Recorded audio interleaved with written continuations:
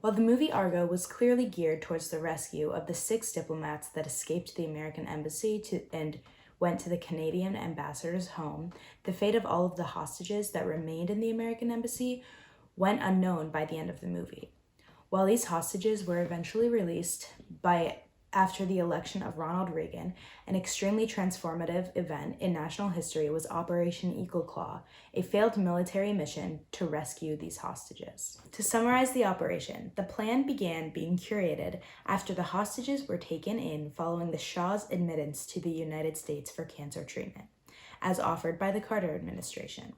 When Khomeini, the newly appointed Iranian leader, called for the return of the Shah and was refused, the mission of the Iranian hostage crisis began. After 5 months of failed negotiations with the students at the American embassy, Operation Eagle Claw was being carefully developed, but not carefully enough.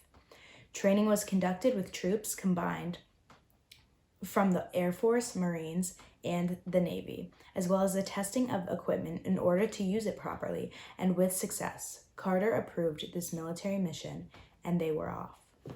The 2-day mission commenced on April 24, 1980, with the flight to what was referred to as the Desert One landing zone in Iran in order to reconvene as a team and get set up for the following day.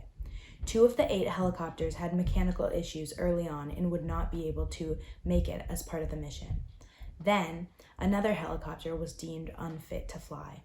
It was at this time that President Carter realized that the mission logistically could not be carried out by only 5 aircrafts, and the mission was quickly aborted. As the planes and helicopters were leaving the landing zone to return to the U.S., one of the helicopters collided with a plane and exploded, killing 8 American service members. The failed operation is said to have transformed the way that all future military operations would be carried out.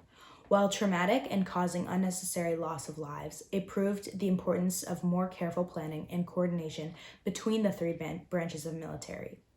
Also, this event is what led to the creation of elite counterterrorism forces such as SEAL Team 6 that might not exist if this mission was successful. As we know, the hostages were eventually released. However, this was a monumental moment in the history of the crisis that was missed in the movie Argo. The failure of the mission served as a catalyst in making change to the American Armed Forces in order to create the most effective and strongest system to avoid these future mishaps that could potentially be detrimental to the country.